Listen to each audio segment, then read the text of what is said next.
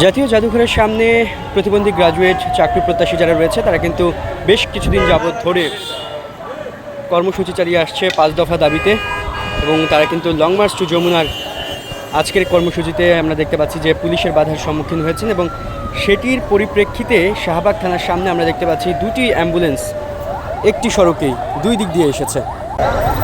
সড়কের এক পাশ দিয়েই চলছে যানবাহন, তার মধ্যে ইমার্জেন্সি অ্যাম্বুলেন্স সেগুলো কিন্তু রাস্তার এক পাশ দিয়েই যেতে হচ্ছে।